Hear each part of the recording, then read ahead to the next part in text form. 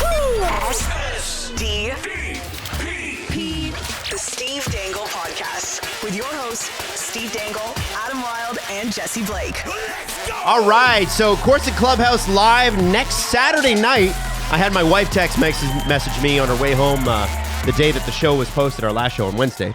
And she was like, hey, your Corset Clubhouse day, you announced it as Friday, it's Saturday. And then she followed it up with, oh, no, wait, they corrected you. Yeah. Oh my God, she's a typical commenter. I don't know why you said Friday. Well, yeah, what was going on? I don't there? know. I just, I just wasn't. You know what's been going on, honestly, is that I haven't been sleeping the greatest because my daughter has entered a stage where she is getting, she's getting nightmares every night. And I looked into it, and it's apparently good because it means that their brain is progressing. But it is messing with my sleep, and so she's cool. Like, she usually goes right back to sleep, but then it takes me about 20-25 minutes to get back to sleep, and so I'm a little bit like, bleh. I'm in a different phase where Leo lies about his dream. What's he lie about? Before he goes to bed, he tells us what he's going to dream about. Oh, that's good. And then in the morning, he lies and says it's what he dreamed about. And I'm like, no, you didn't. And he always tells me it's about the Leafs winning the cup. Oh, Leo's learned to lie a lot, right? He's at that phase? Yeah, but he's shitty at it. No, yeah. It's 4.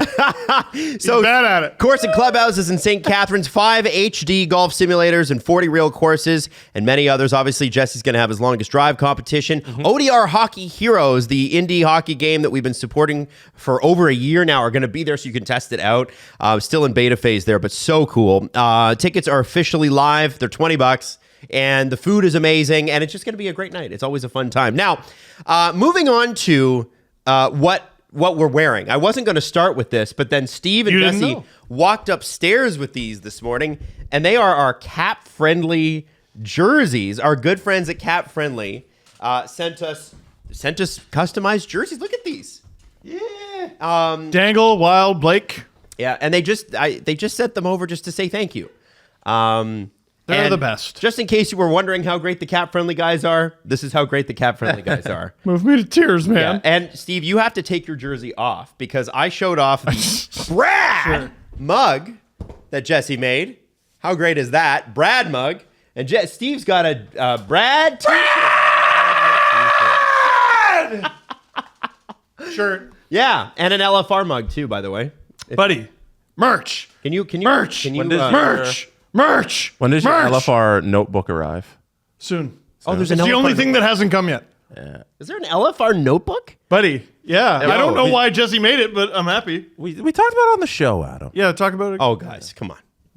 You're asking me to remember what day our live shows are. I bet you could talk what about we it talked again. about on the show. What is this? Come on. Do you guys not know me after 12 years?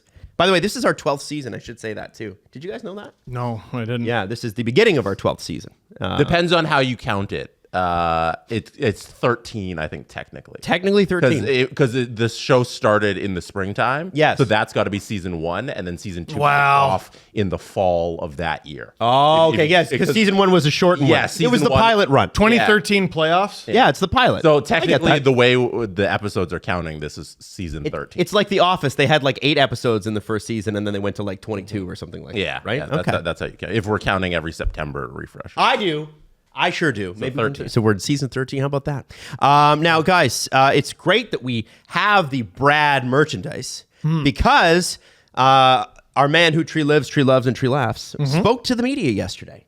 Did he? And he had plenty of stuff to say, but it seems like he has taken a note out of the Lou Lamoriello book of I'm going to say a bunch of stuff, and it's not going to mean all that much. So September ass quotes. So here we go with some September ass quotes. You guys ready? All right. So on Max Pacioretty's role with the team. So he said, this part is actually interesting. A little bit of background. We brought Max in probably about a month or 3 weeks ago for a couple of days. He was very open to not only going through a medical exam, but also getting on the ice for us to see where he was at. He feels he's had a couple of years, 2.5 years, where he hasn't really had an opportunity to train. It has been, rehab for him. He came back last year, jumped in sort of halfway through the season, and at the end of the year, he felt like he wasn't where he wanted to be physically, so he's had a full summer of training. We'll see. Our expectation is that he is going to come in and give us more depth all of that stuff is, trying to sort itself out in camp. I know we all get excited when we see guys added. What we're trying to do is make the roster as deep as possible. And this last quote, I think, is very important. My expectation is that he is going to be with us, but everyone has to earn their spot here, whether that is on the roster or playing with whoever they're playing with. It gives us a lot of different options. He's worth a shot. Is it going to work out? Is it going to, I don't know, but it's worth a shot. So he says 2 years, right? He feels like he hasn't. 2.5. 2.5. Yeah. So last year, 4 goals, 23 points in 47 games. The year before, 3 goals in 5 games, which is actually quite nice. Right. But he only played 5 games. Yep. That's it. The year before, his last season with the Golden Knights, 19 goals and 37 points in 39 games. And again, the games played is a problem. Yeah. It's a big problem, but that's essentially a point-a-game player. The season before, same issue, 48 games, although I think that was the shortened season, which means he would have still missed 8 games. But in 48 games, 24 goals and 51 points. So this guy, when he's healthy and in the lineup, his last couple of years in Vegas was a point-a-game player. I don't expect him to be that. It's not reasonable to expect him to be like, oh, fixed. Everything's fine at his age, the ripe old age of 35. Going to turn 36 and 88, baby, just like Jesse. Oh, What? We're the same age as Max Pacioretty, eh? Technically older, yeah. Wow. Yeah, it's pretty cool. Crazy. It's pretty cool. But if he can get to 0.5, 0.6. That's a great ad. If he can chip in, we keep talking about Robertson. And What did I tell you? Bertuzzi was like 0.54. Exactly. Robertson's going to chip in, if he can get to 20 goals. If Robertson and Pacioretty are hovering around 20 each, solved. Now, one might take the other spot. So that's a bit of a potential issue that I could see on the horizon. How is he defensively after the Achilles issues and everything? But it's a flyer. You're taking a flyer on a guy. It's fine. Jesse? It's going to be interesting because a lot of Caps fans, when the signing happened, they were being like, yeah, woo, Leafs took him. He was one of our worst players in the playoffs. Ian Olin was brutal. He was brutal. Yeah, but I wonder if you asked Max if he'd be like, yeah. Yeah, no, that was the point I was getting to. So when it happened, a lot of the Caps fans were like, yeah, he's not coming back, and good luck, Leafs, he was the worst. But you have to take it with the context of everything you just outlined there, in that he had an Achilles injury that held him up for a couple years, and now he's finally having a full off season where he's able to train at the full extent that Max Pacioretty trains at. And Adam, you would know from Alan Walsh about how seriously Pacioretty takes his training. And if it's a guy who can't do that stuff because of an injury, and he's not good anymore in actual hockey and during the playoffs and everything, now it's a different player we got to be evaluating. During the playoffs? Yeah, he wasn't good during the playoffs, but it's because what do you? Are you specifically talking about Max Pacioretty's ability to be good in the playoffs for the Leafs? I don't know. I was evaluating his performance. Oh no! I don't. We made it this far. No, that was such a stretch. That was a stretch. No, I wasn't because I wasn't. April jar. I brought one. It's okay. April jar. No, but I was talking about the previous April with Max Pacioretty in the Capitals, so I don't think that's what I was not Leafs playoff. Yeah, but we know. April I think this didn't apply at all for the April. He wanted it so bad. Yeah, that was such a stretch. You should have waited till a Leafs conversation. Don't worry, I brought more than $1. I have stuff coming up that could have put you there. Hey, by the way, CJ reported on Wednesday that there was mutual interest between JVR and the Leafs for a reunion, and the Leafs ultimately went with Pacioretty. Now, also, no one listening knows what you did. That's not true. He brought out a jar that says April jar on it because I suggested last episode that I was going to start one, and then Steve took the initiative. No, I think the debut was really good. It's great. I think it was really good. Yeah, no, I think we're into the first 10 minutes of this show are already amazing. Leafs could have brought back JVR or Max Pacioretty, and they chose Max Pacioretty. And I have to say, given the type of player, because I know there are people who, there's nostalgia factor is a factor here.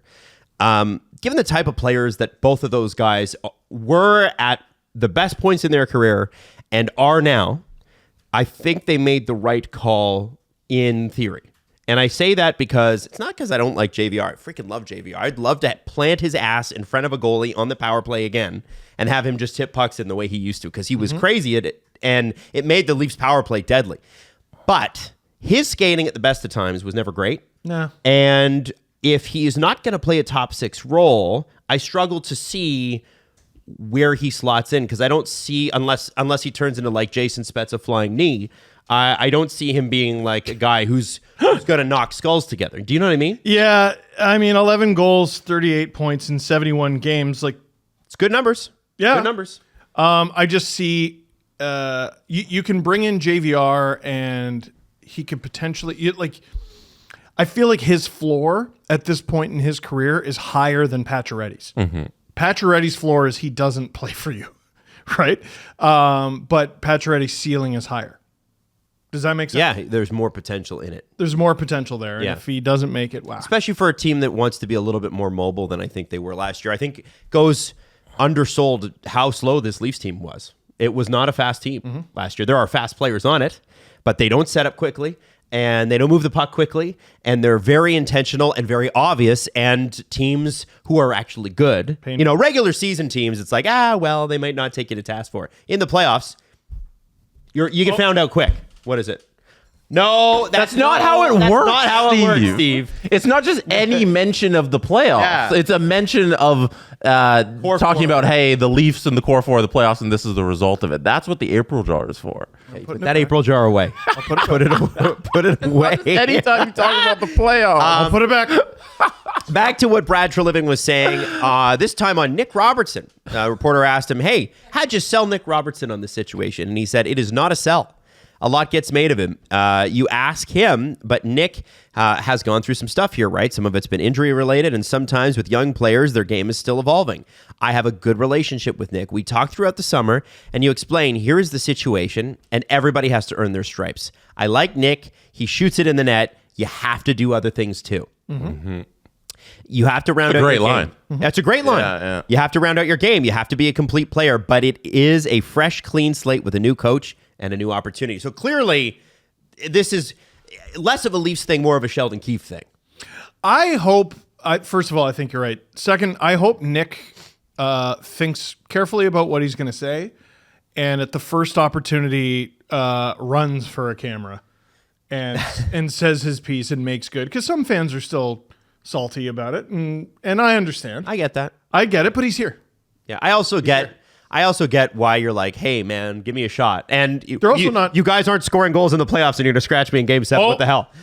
I'll give you that. Okay. Drop it in the Yeah. April jar. I get that. Okay.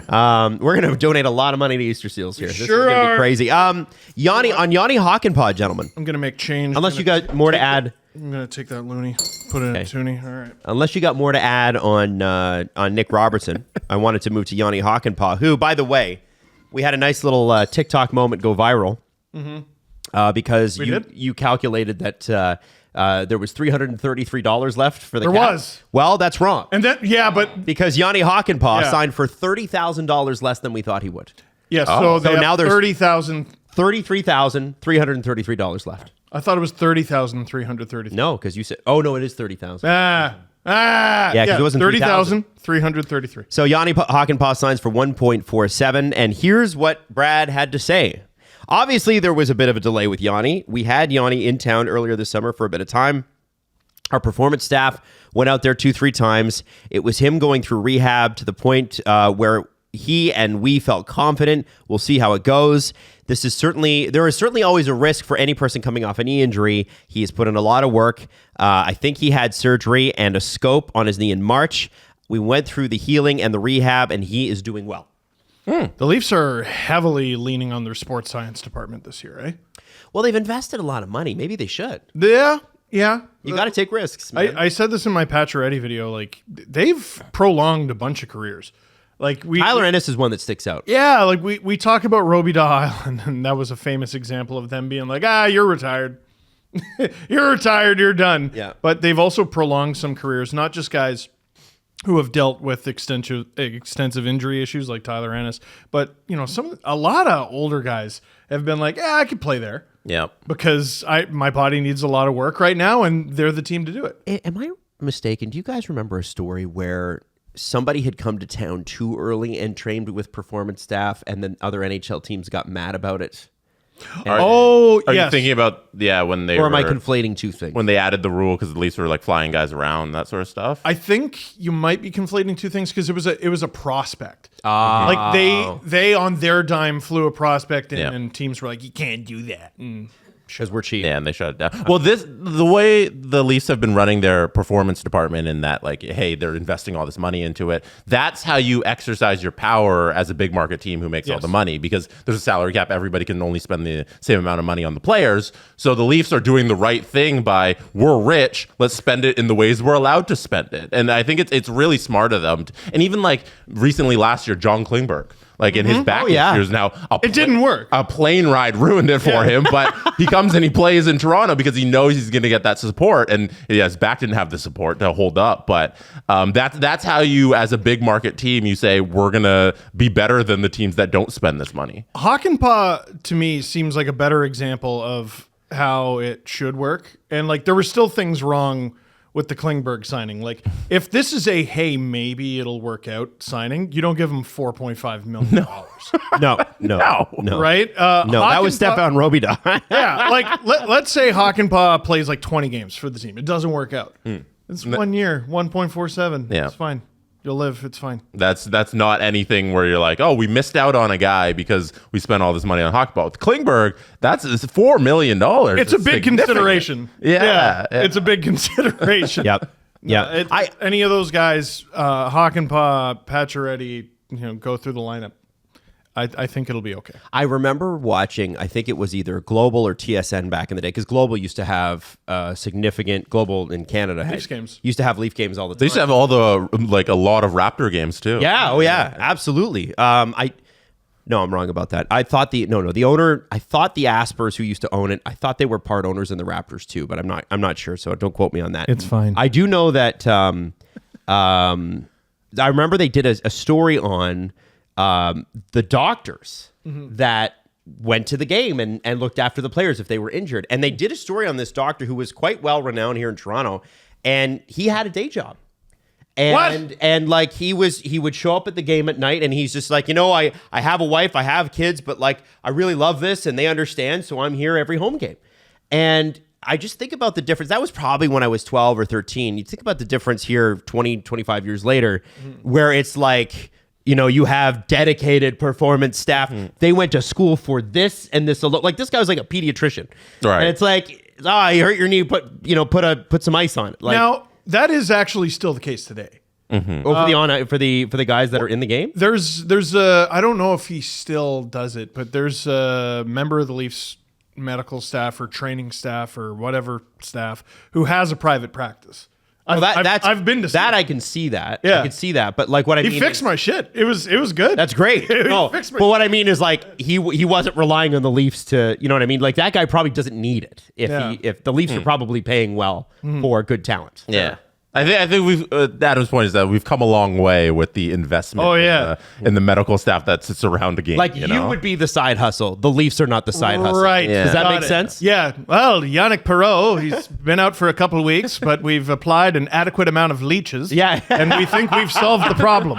It's a shame the Polysport on it. In-game staff kind of still works like that. Like the 50 ticket sellers who are walking the concourse, they just are regular people with day jobs, and like the dance crew and all that stuff, and the ice pack. Like they don't get paid enough this is their full-time job. But I guess it makes sense. There's only 41 dates, but you'd like to see full-time dedicated people doing that kind of stuff.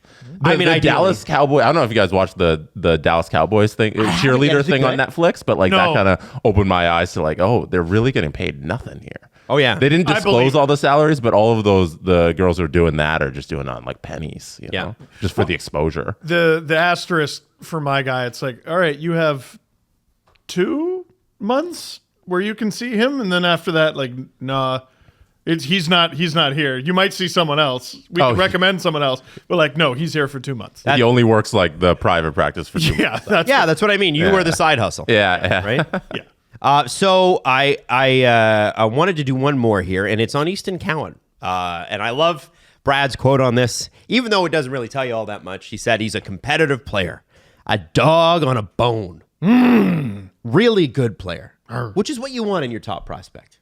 You want them to be really good. He's a young player too, and you want to make sure you're putting him in a position to succeed and are not rushing the process. Whoa. You see, he is excited to go in this week. He will be excited at camp. That is why you go through an exhibition and training camp. We will see where he is at very shortly here. And obviously John Gruden, not NFL's John Gruden, but the AHL Marlies John Gruden, who is also a head coach. Fucking weird that there's two guys named John Gruden who are coaches at a professional level. John Gruden Marlies is saying that, he looks really good and that he's taken a step and looks strong. And I don't know. It's September, so everybody's like, we could win the cup.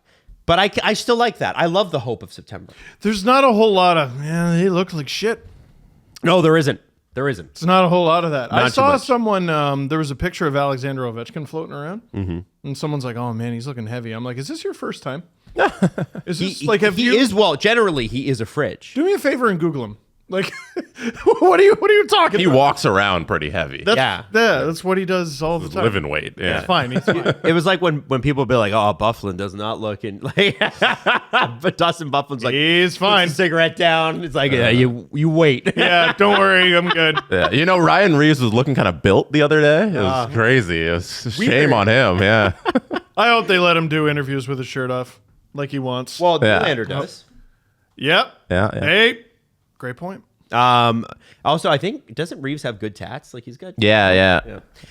He showed them off a couple of times in those. Was it the Blueprint, the YouTube series? On the Leafs YouTube channel when they're in the locker room, and he's like shirtless and stuff. He's fucking just yoked. Islanders fans, I'm gonna bring this up one more time. If there's any behind the scenes stuff with Pierre Engvall, watch him in the background. Definitely no shirt, and watch how he claps. He's flexing while he claps. He knows where every lens is. Isles fans, you owe it to us to send us clips when you see it. It's going to happen. 100%. You owe it to us. You must look out for that. Mm-hmm. Sam Reinhart, guy who scores goals and hangs out with SDPN at All-Star games. All the time. With Pepsi. All the time. This is not a paid sponsored post, but it was at All-Star. Sam Reinhart on Anthony Stolarz, who the Leafs have signed. And by the way, we've talked a lot about the left wing. I did a little deep dive on Anthony Stolarz this summer, and I think there's a lot to be excited about with this player. Dude. And it is September, but he's a 6'7" goaltender who had a really high save percentage last year. Led the league.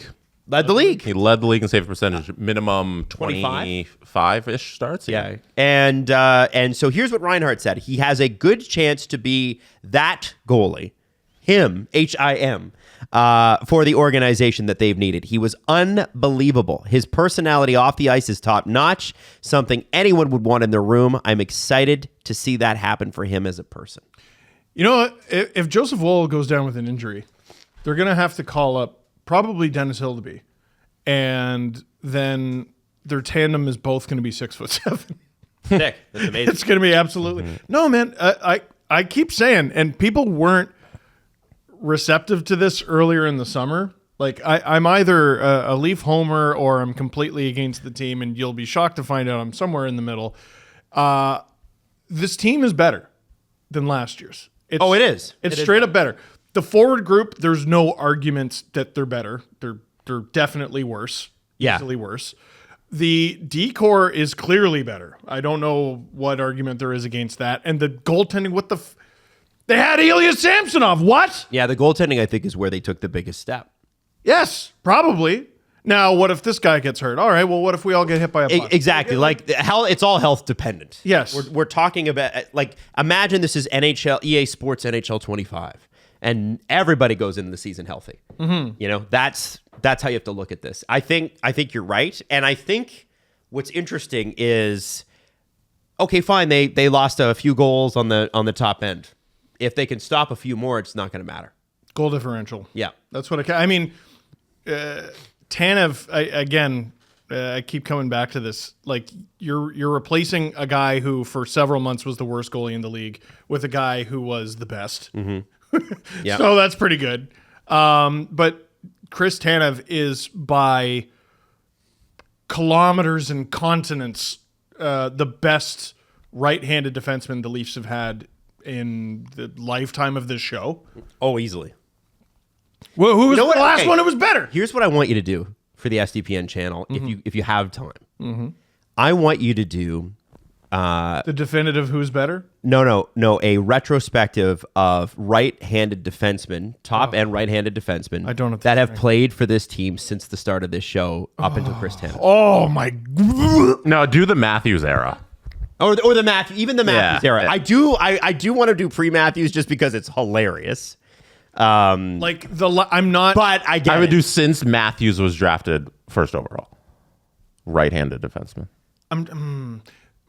Since the 04-05 lockout, the title might belong to Pavel Kubina, and I'm not kidding. Francois Beauchemin is not happy with you. Wasn't a righty. Oh, he wasn't a righty. Wasn't a righty. Damn. Okay. Dude, the crop sucks. It sucks ass, dude. Well, it's really bad. I mean, if you really want to get crazy, like if you want to get trade tree crazy, you could go all the way back to the last good one they actually had, which was Yuskevich, who was just a defensive defenseman. Who was better? It's not a long list. Not a long list, right? It's not a long list. With the goalie situation, do the Leafs sign Martin Jones, who's currently still a UFA? Well, see, they do have Matt Murray. Oh, yeah. Which never mind, man. They already got their guy. I automatically went to Hildeby. Yeah. My guess is they have Matt Murray in order to not have to play Hildeby in the NHL. They can, and rather sit Hildeby in the NHL. They can have him play in the minors. I wouldn't be surprised to see him play NHL games this year at all. I would straight up be much more confident in Martin Jones because Who saved the Leafs season in January last year? yeah, and also like we've seen him play NHL games and play them well fairly recently, which we haven't seen with Matt Murray, who that's a confusing one. Yep. They must know something we don't. And it's funny because like Kyle's not here anymore, and we knew Kyle just loved Matt Murray. Loves his guys, and then Brad doesn't, and we're And they're like, like, oh, so somebody else must love Matt but- Murray as well. Here's the thing. Kyle liked him at $4.5 million a year. I'm going to steal him from Ottawa. yeah, but now that he's cheap, he's like, meh. Yeah, like why not? What's wrong with that? And by the way, I did just check into Matt Murray's contract. If you remember, last year with Martin Jones, the Leafs were able to get him through waivers on the last day of camp because he had a $100,000 signing bonus that teams did not want to pay the day of waivers, like the last day. And Matt Murray also has that in his thing, but it does not specify on Puckpedia, our good friends at Puckpedia, Where's our jerseys? Huh? where that $100,000 bonus, where and when it's paid. I had somebody DM me the other day. Actually, Adam, yesterday. you stink. Shut up about hockey. No, he said, "Hey man, I'm going on vacation, and I'm really glad that you guys are doing working with NordVPN because I need to download that eSIM you were talking about. What's the promo code? They for want Staley? Staley? They want Staley. Hey, baby. no Let's go. way. Not only do they want Staley, but they want 15% off Staley with the promo code Dangle. How do you spell it, boys? Dangle. That's Next. cool. Yeah. So basically, an eSIM is great because it helps you avoid roaming charges. Maddie knows.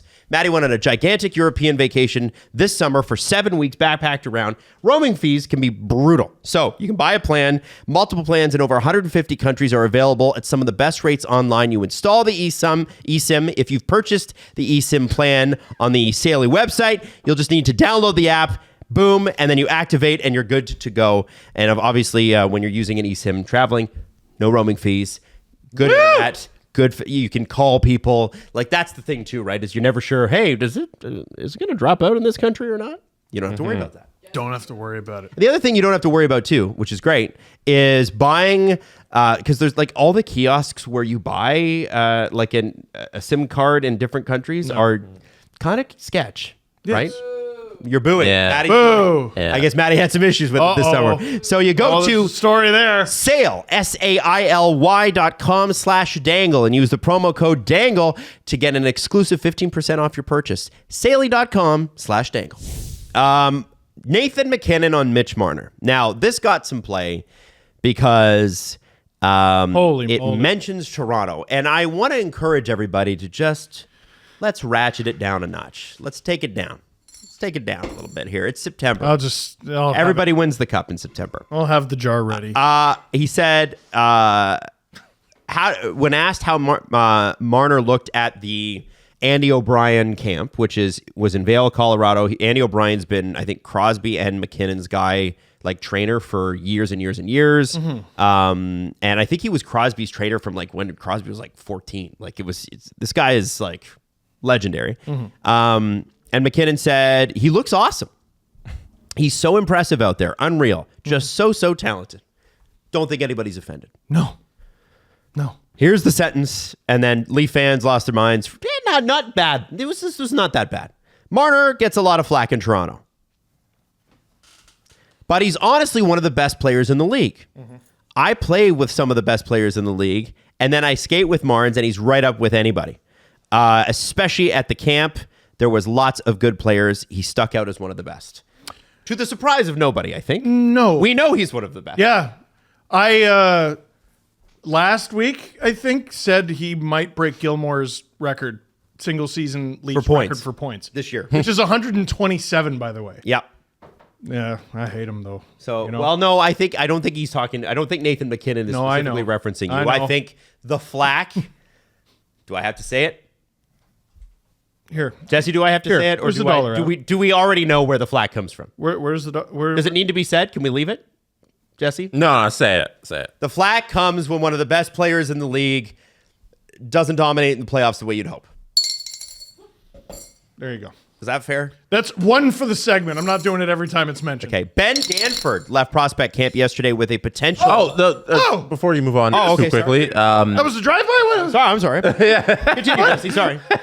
MacKinnon and Marner training in Vail, Colorado. Friend of the show, Coach Jeremy, was actually there. Yes. For the few days that MacKinnon and the whole crew was out there. He said, can confirm that they were training in Vail, Colorado. Nate is super chill off the ice, but on the ice, he's intense, wants to win, wants to improve. The guys are there to get dialed in.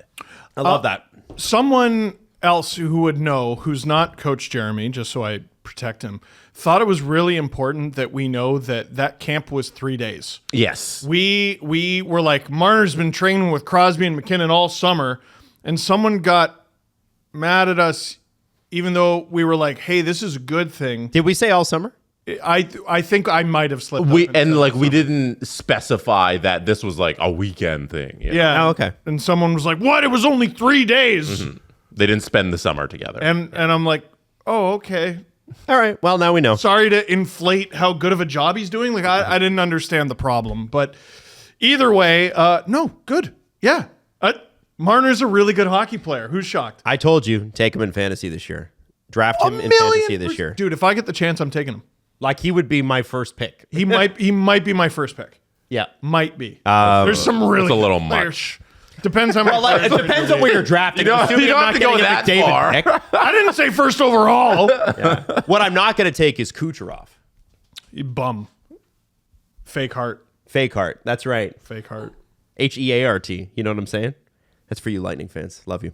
Ben Danford left prospect camp yesterday with a potential head injury. I checked in with our good friend, longtime friend David Alter, who is at camp today, and he told me that Danford is not on the ice as of this recording, but that doesn't. It could be maintenance. And nobody. I said, like, what kind of play was it? Because I saw that Mark Masters had the tweet of like them getting him off the ice. I said, what happened? Video, no. Well, so TSN's cameras weren't there yet, so we don't know. Nobody saw it, so we don't really know what the play was. But these things do happen, and we'll try to update when we know. Well, one of the Leafs' better forward prospects is Roni Hirvonen, and he's been out of sight, out of mind for Leafs fans for the better part of a year, because last year, I think it was at this very camp, he got friggin' rocked, and we basically didn't see him for months and months. This happens, man. Unfortunately, this happens. Yeah. And I think your instant thought is it some, a-hole player trying to make a name for themselves with the big first round pick or something? That's not the sense I got. But that does happen. Sure. But it's happening less and less. Didn't Mark Stone like he knocked a block off a guy a couple years ago? No, see that was different. It was last year, I think, and it was a preseason game, Kings and Golden Knights. Is that what it is? Yeah, and he got mad that a hockey player played hockey against him. Mark seems like a surly guy. I get it. Yeah. I get it. But and I just didn't. He's like, it's not time for me to go on LTIR yet. That's later, man. That's Adam Wild. That's later. That's Adam Wild talking. That's later. That's March. I didn't say that. Robert Thomas almost started an international incident. Did you guys see this? No. Robert Thomas of the St. Louis Blues. So I guess that Robert Thomas was with McDavid and Draisaitl and multiple Oilers players when the offer sheet news broke this summer. Oh. And he insinuated Matt Larkin, who is a great writer. That's awesome. You should follow Matt Larkin. He works at Daily Faceoff. He said, so what Matt's tweet says is this. When the offer sheet news broke, he was with multiple Oilers players, including Connor McDavid and Leon Draisaitl. Awkward moment, and Thomas explained they weren't too happy. Now, Connor McDavid spoke to the media, and he said, no, we're not mad. You're mad.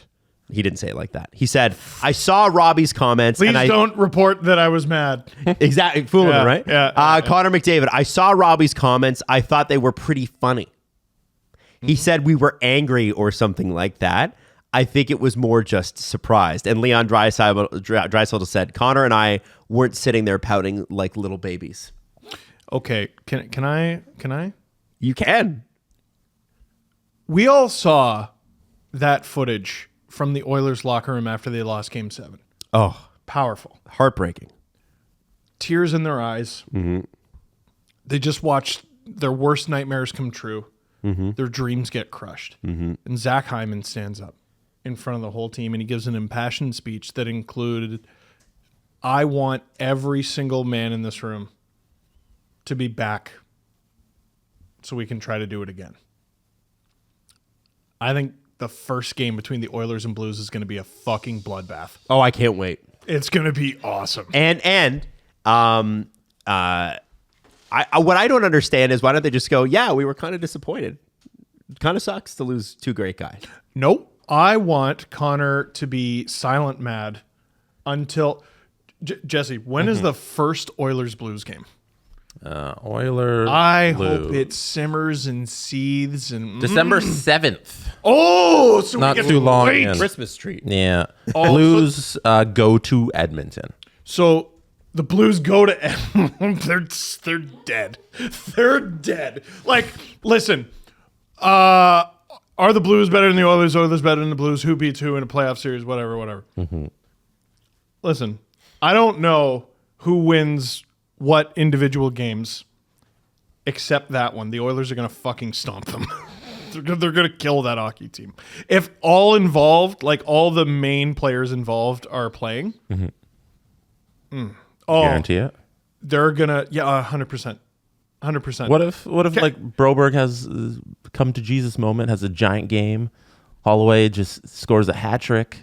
Connor McDavid lifted Miro Haskinen's underwear over his head and blinded him with them in the playoffs. Philip Broberg's dead. We'll see. I'm ready. They're excited. The silent simmer, and they get like what, 20, 25 games to warm up? Because we know they treat the beginning of the season like a fuck around, like last year. They're gonna maul them. They're gonna maul them. Tom Gazzola from YEG Sports Talk, Edmonton Sports Talk, said hearing that Evander Kane and Darnell Nurse are expected to start training camp on the shelf due to injury. Nurse has been on the ice for informal skates and continues to heal up from a lingering injury in the playoffs. The projection is he will be good to go later in camp. And this sort of backs up what we've been hearing about Evander Kane, or it's been whispered, which is, this could be one of those longer things. And what I'm wondering is if we see a situation where he comes back around trade deadline, if he comes back, oh no, he's got an injury that's going to keep him out till game 1. That's crazy. Well, the playoffs. That's not going to happen. It won't be game 1. You need to be able to. Teams want to see what you have, right? Like 32 Thoughts, Elliot Friedman was talking about Thatcher Demko last year. And one of the reasonable requests the Canucks had was, we need to see you play 2 games before the playoffs start. That's pretty reasonable. You can't just be like, no, I'm good. This is the most important time of year, and I'm fine because trust me, bro. And then what happened? He got hurt, right? It's not how it works. On that track, by the way, the Canucks seem to be a little bit worried that Thatcher Demko trained too hard this summer. Oh, really? That's the report out of Vancouver, is that they've told him to, like, you know, sometimes you do have to tell these athletes to, like, yo, can you just That's an interesting maybe eat situation. some Doritos and sit on the couch, man? Like, Done. Because, you know, like, they are extremely competitive, and I'm sure he's probably thinking, like, if I was there, no disrespect to Artur Silovs, but if I was there, we would have beat Edmonton. He's probably thinking that right now. Sure. And I mean, Seelovs was great. But he was. And I just think, like, you know, but that's how you have to think if you're a hockey player. Totally. Yeah, with Evander Kane, like Evander Kane's injury is as real as it gets. He wasn't healthy enough to play in the Stanley Cup final. The final, what was that, 5 games? Because the last game he played was game 2. And in the final 2 games that he played against Florida, he was useless. 0 shots on goal, played about 10 minutes, was a -3. Like if you remember, he was limping around the ice. Do you remember that? And so, like, he's gonna be out, and it makes sense that he's out. Oilers are a fascinating team. I think trade deadline is closer to right with Evander Kane. But the Oilers, like, okay, so they've lost some guys, right? They lost. We're going to talk about this on their season preview that we're recording actually after this. But so they lost Fogle, they lost Holloway, they lost Broberg, they've lost Ceci. They have Stetcher, Henrique, and Perry, and those are all guys they added throughout the course of last season, right? So those are guys who aren't going to show up as adds to the team, but to me they are. Well, and some more new faces. Arvidsson, Skinner, Podkolzin. We didn't even get to them. Yep. Yeah, again, I'm saving this for the. Yeah, what are you doing here? Oh, Well, what I'm trying to say is those are guys who they were like, okay, we're gonna get them, we're gonna ease them in the lineup, we're gonna see what we got. But this whole game 1 thing, like, that works for someone like Mark Stone or Nikita Kucherov, who's a star and a known quantity, and you've worked with them forever. I don't think that works with Evander Kane at this stage in his career. No, I don't imagine this injury. We're talking like, hey, he's going to sit out 82 games. No. Like, no, that's not so many games. I don't think that's the expectation here for Edmonton, or it shouldn't be for the fans. Like, he'll return somewhere this season, in the middle, beginning, somewhere. But I don't think he sits out till the playoffs. No, I agree. Yeah. And one of my favorite headlines for no reason at all this season, I was looking at Sportsnet's website. And Mark Spector had a piece on Victor Arvidsson. And here's the headline. Arvidsson drawn to the Oilers for, quote, the hockey. I was like, yeah, man. Now, writers don't, before we go in on Mark, do not do that, because writers don't write the headlines. But it's they don't. Turns out they let you know about that. It was the article is about, and there's been a lot of talk about this, because Oilers fans have been subjected to the mostly fully now Canadian, hey, 8-team no trade list, so it's all of Canada and Buffalo for years, and a lot of players are taking their no trades off for Edmonton because Who the hell's saying no to that? Who's saying no to that? Who the hell's saying no to the Oilers right now? 100%. And I guess Matthias Ekholm was asked what drew Victor Arvidsson there, and he said it's the hockey. People want to do better or want to get better. People want to win. I just look at myself. I am from up north in Sweden too, so I'm kind of used to the weather. I think the weather is a big part of it for players, but I'm excited. So what have we said before on the show? Every city's great to live in if you're rich. Yeah, it's pretty great. Yeah. Edmonton, and McDavid was saying that too. He's like, listen, Turn up the construction heat. could be better. He's like, but it's not a hard city to live in. Like, it's pretty convenient. Turn up the heat. Dude, you'll live. Yeah, and doesn't Fine. McDavid have a heated driveway? He does. Yeah. He does. Now, I don't know if Arvidsson's quite in that tax bracket, but he's doing all right. He could have heated driveway. He can have a heated driveway. He's in that tax bracket for sure. Matt Martin is going to the Isles camp on a PTO. Guys, I think Cal Clutterbuck, if I'm not mistaken, he's still unsigned. Is this the end of that line? Yeah. The identity line. The identity line. Is that I have to look that up, but there was some talk about that too. Is it finally, because I think that's a big deal. Now, Lou is known for being a soulless hard ass and everything, but Sure. he has, and we know this from his time with the Leafs, he has used PTOs to do right by his guys. And, we've talked about this with the Leafs, and stuff happens throughout training camp. And Matt Martin, at this stage in his career, should he be in the top 12 for the Islanders? But what if something happens? I don't even see Casey Cizikas in here. So he's there in case. No, he's there. something He's there. happens. Casey's there. There you go. So Cizikas is there. But Clutterbuck played in junior with John Tavares, and I think he was older. And Tavares, we talk about like he's old, and he's not a star, right? Matt Martin, oh man.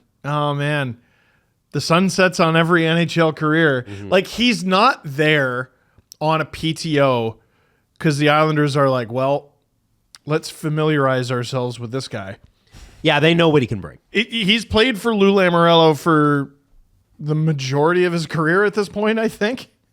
They know what to expect. And clearly Lou likes him and has a lot of respect for him, too. Yes. Signed him in Toronto, and I think he really likes him as a immediately guy. traded for him when he went to the Island. This is a huge sign of respect from the Islanders, but also, I think, a sign of where he's at in his career right now. Yeah. So I just thought that was a little interesting thing, because that's been a big part of what the Islanders have been for, with the exception of the 1.5-year stint in Toronto, a decade, that line? Yeah. Oh, my God.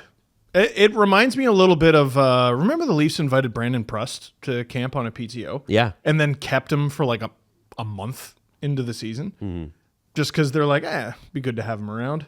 I think this is what they're doing with Matt Martin, and I want to say that was under Lou as well. I don't think he goes down to the minors if he doesn't earn a role with the team, right? No. Yeah. No. No. It doesn't feel, unless he wants to be that guy. Unless he wants to be like, hey, I'm the captain of the AHL team. This is what I'm going to do. I think he could have, Bridgeport, right? Like Kyle Clifford at this point. Yeah. That's exactly the example I was going to give. Yeah, you'd have to ask him, right? Right. Not everyone wants to do that. Yeah, I know Cal Clutterbuck, he's just looking for a job. Lou said that he's not coming back, so... Yeah, that really is the end. Yeah, it's the end of the line, yeah. Wow. Cizikas is signed for 3 more years. Yeah, so he's still there, fine. but Clutterbuck's not coming back, so he's got to look for a job. And who knows if Matt Martin makes the team in the NHL this season. I mean, they're not like, all right, let's familiarize ourselves. No. They know who Matt Martin is. They're just not sure he's in their top 12. Can I just say that I'm not looking forward to our Islander season preview, because I just don't know. Great, man. Are you the same? You look the same. Have you gotten better? I don't know, man. It's just they're always tricky. Yeah, but you got to remember they can take advantage of teams that fall and then play great defense and then go to the second round. But you got to remember that it's September, and any day now they're about to announce, and we signed these 4 guys. Yeah, that's true. That is very, very true. Keith Kincaid, by the way, has joined the Islanders as well, too. Yeah, he's at the rookie camp. Which is interesting. He's 35. Yeah. How is this allowed? Well, maybe he's a rookie with the Islanders. What? Has he played for the Islanders before? I don't think so, Steve. They got to invite Gio. Yeah. They have to invite Gio. What are the rules for that? Obviously, you can have a 35. I guess there's none. Yeah, there's Leafs games this weekend. Rookie camp begins this weekend. There's hockey. I think some's playing games tonight. Kyle Cushman. Yeah, you're right. What are you talking Center about? of the universe. Kyle you're right. Cushman Leafs games. outlined all the games: Bruins and Penguins, Panthers and Predators, Devils and Senators, blah, blah, blah, blah. We'll just keep going. And I said, I actually texted him, Kyle, how can you watch these? He's like, well, you can watch Pens and Bruins on the Penguins website. Right. Wow, that's cool. It would be nice if the teams were like, here's a link, I was watching, I think it was a rookie camp game last year online, and I was just in the comment section we're all sick. I think it's We're fun. all disgusting. Don't you like it? I don't know. Of course I'm excited to see some rookie camp. I'm a pig Whatever. in mud. It's awesome. I'm not going to deduce much. I'm not going to have a hot take after rookie camp. Oh, bullshit. But it's cool to see him play. No, this guy, he's not going to make it. Sucks. Look at that back check. Garbage. Jesse. Yeah. I sent you something via text. I'm not sure if you got it yet. But I would like to cue it up for the next segment if we could. And it's a short one. I love when you're... Brock Faber. Yeah. Now, you get players, don't look over there. I'm not. Look at me. Looks directly at me. When you get NHL Media Day, you get players taking pictures on the ice, and Brock Faber's pictures, I think, stood out to a lot of people. Okay. Have you seen Brock Faber's pictures? I don't think so. Okay, have a look. What? He looks like... Why? It's a little Clark Kentish, like I'm going to take off these glasses and be Superman. I have tried to wear glasses under my helmet a bunch of times. What a pain in the ass. He's wearing his glasses under his visor. Okay. If you're listening on audio, and he's sort of got the visor tipped up over his eyes so he can see you, but not through two panes of glass, just his actual glasses, not the visor. I love that. Why is he doing that? They kind of go hard, right? You ask why. The reason why is because he has an eyewear collection.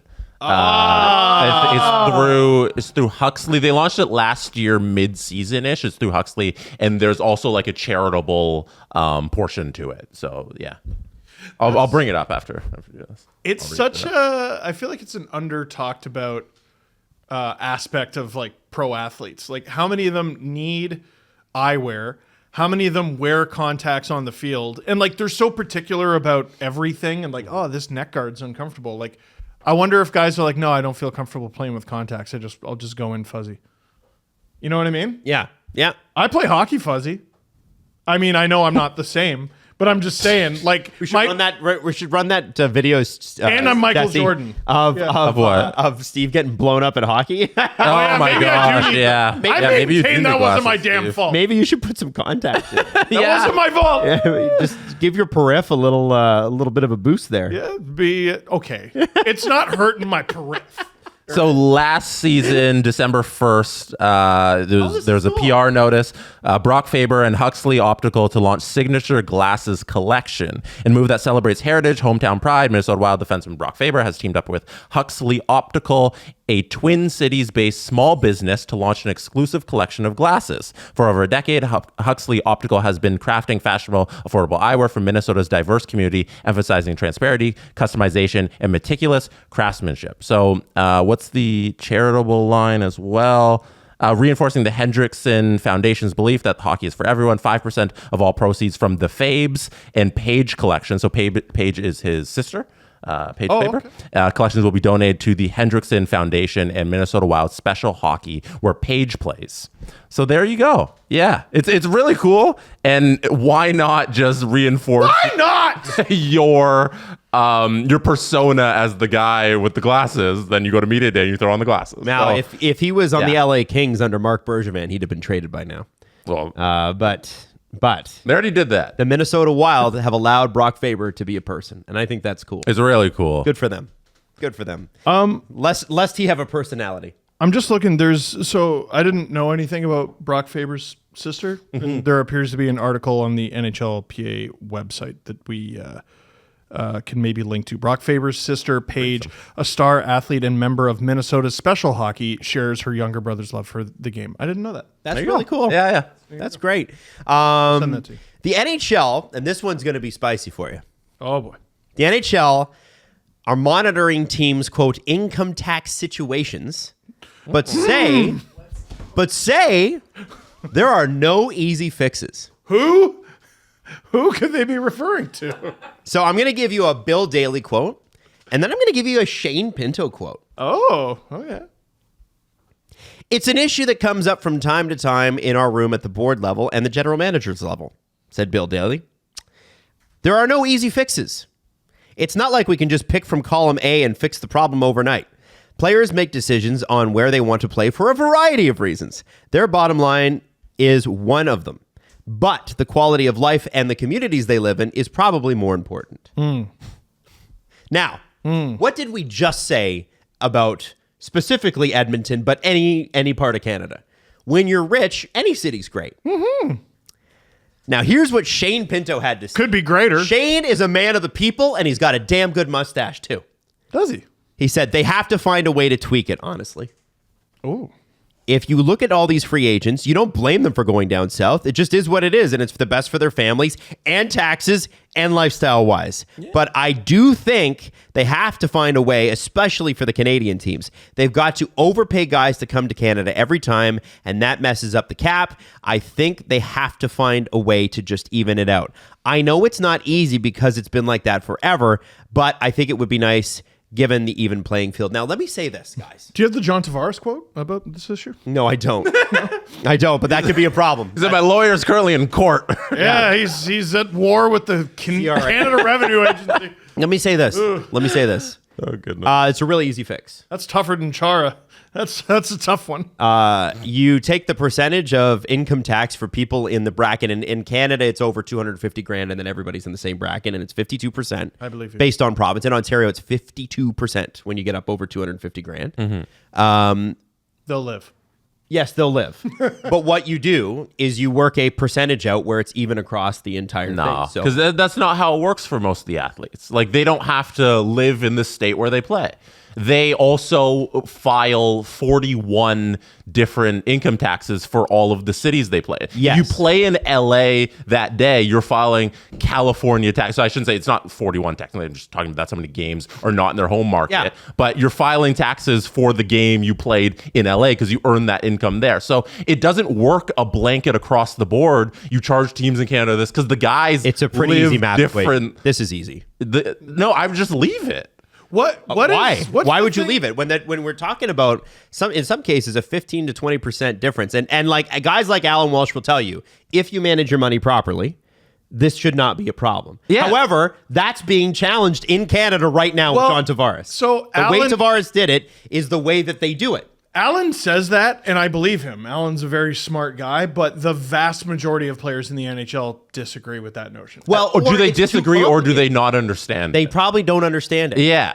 Both. Yeah. And that's Right. okay. I just think People disagree with things they don't understand. Right. A lot. the idea. So Jesse, while that's true, 41 games still are at home. Yes. So But then how do you calculate a tax break for certain guys because they're going to be living there certain parts of the year and other guys who aren't going to be living there? And like say okay, you play in a certain market in a state. How does that work across the board? because the majority of your money is going to be made in the home market. But it's not a blanket for everybody. It's not a blanket we're all paying the same rate. So Well, how can you put a blanket implementation of this salary cap to the team? Well, I don't think you do a blanket. I think you have to adjust by market. So what's the income tax in whatever territory? Yeah. And then you go, okay, so this team, if they're signing a guy, like for instance, with the cap, everything's in American dollars, right? Right? Everything, like when Matthews signs 13.25, that's not Canadian dollars. Canadian dollars, that's like 17 million or whatever it is. It is. It literally Yeah. So they do everything in American dollars. What I would suggest is, and again, not a mathematician, this will shock you, is you have to look at the income tax at every part. I think Quebec's got the highest. I think Ontario's up there. I think BC's up there. And you have to look at what's the overage a team can spend in real dollars, not because, again, Canadian teams pay in American dollars. But their real dollars are higher than the American dollar figure. What can they overpay in real dollars to even that out? You cannot have a system that you claim is fair.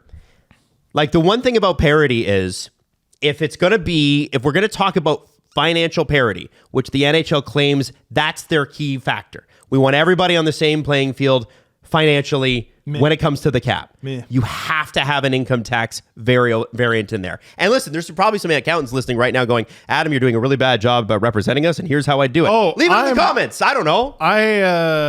Parents can talk about certain things at the dinner table because the child at the table is not going to have a basis of understanding for the. Yeah, that's me right now. Mm-hmm. Well, and I think here's the thing. But the whole thing you're trying to do is even out what the player takes home. So if I play in Tampa or if I play in Toronto, I'm going to take home the same thing. My point is that the two guys, we could sit next to each other as players on the Tampa Bay Lightning, but even if we both made $5 million, I can probably take home a different amount than you because of how I live my life in terms of where I live in the off season, where I live during the season. Like I could live in Pennsylvania but play in New York. But the NHL and the NHLPA are not responsible for that. They are responsible for where they play during the season. Yes. So no, even during the season. I'm just And they saying, get paid only during if the goal is for the take home pay to be the same, each player's situation would have to be the same, and their accounting would have to be the same. I don't think that's necessarily the case. I don't think the implementing some sort of tax variant is fixing any problem. I think because I agree with you when you talk about cost of living. Like, it's going to cost more to live in New York than it is in Nashville, right? Yeah. Clear. Yeah. Well, you sign in New York, you know that. But if you are objectively making $5 million, you're making $5 million in Nashville, you're making $5 million in New York, and yes, it costs more to live in New York, but your take-home pay is still less. That is where I think the NHL can do something. They can't do anything about how you spend your money, cost of living, and I think this should be a union issue. Because the union should be going, hey, some of our guys are kind of getting screwed by income tax here, and they should all be making the money, that the take home should be the same. I do think there's a math calculation in there, and that never has to reach the fans. Like, we don't have to be taking that into account, but there should be a variable of, here's an equalization so that, you know, if you make $5 million in Nashville, your take home are you adjusting with Canadian players who live in Canada and make American dollars? Like, I think absolutely you are. I mean, you're already doing it. You're already doing it. In what way? Well, because you're paying them. The money goes into their account in American dollars. Yeah. It does. Yeah. So I'm saying that money goes further. So then are you scaling that back against the tax system where they play? It's like, I don't understand the adjustments we're making. And like, it doesn't feel like it's formulated the plan. It doesn't sound like it's equalized. It doesn't sound like it's achieving the goal here of making everything equal. Well, I don't think everything can be equal. We've talked about that, right? Like, a market like Toronto is always going to have more money than a market like Columbus. That's just the way it is. But I think you can equalize at very least if the NHL is going to have what we call the triple hard cap, then it has to be actually fair, right? If we are going to, and I'm somebody who hates the cap, but if we are going to have it, it should be fair. It should be Team X and Team Y are completely different cities. But if you play for Team X, you will make the same as if you play for Team Y. Regardless of income tax, your take-home pay would be the same. And I don't care how they get there. That's a smart person's problem. I'm just guy with podcast who says, doesn't that seem to make sense? I mean, tell me where that doesn't make sense. It only makes sense if it puts more money in the pockets of teams and or players. Well, players it would. And so teams might not like that. Wouldn't it? Or actually, governments might not like that. I don't know. I mean, maybe the teams don't care because it's just a little extra money. I don't know. Is it a Canadian team issue where it's like, okay, now we got to overpay them even more so that the tax system will accommodate this? But then year in, year out, taxes change in different places depending on who's in office.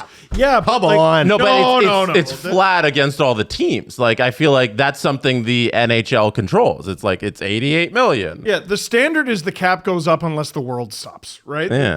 The cap goes up no matter what. Taxes kind of ebb and flow. And what do all these teams have? Accountants. ICE building. Oh, accountants. And what do all these agencies have? We interviewed on Agent Provocateur one of the guys who's the accountant for Octagon Hockey. So, and what Alan said is that the tax rates don't matter. In the end, that's what he's always said. We'll see what happens too, guys. And I agree with you, Jesse, but it's not understood by the players, and therefore it's an obvious disadvantage. Mm-hmm. It's an obvious disadvantage. Whether or not that's true, the perception is I can't get my money the same way in the North as I can in the South.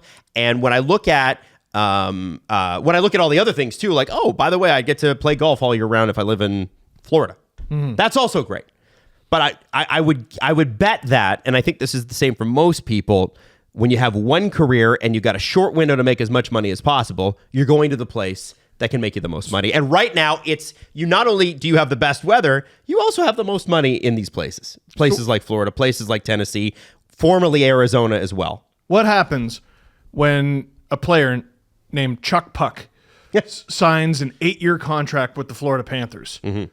And he only plays 1 year there before your uncle is correct, and Alexandria Ocasio-Cortez becomes the dictator of Florida and declares a 90% tax. A socialist republic. Yeah. Dictator of Florida. Then they adjust. That's the whole thing. The cap adjusts. Yeah, but I wish but they also, this 8-year they contract. also don't adjust for, like, the Canadian dollar. You know, like, I don't... Well, they do adjust for the Canadian dollar. They just say you pay in American dollars, and whatever the Canadian dollar's at, that's what you pay. But I'm saying your money goes further or your money's less at that moment.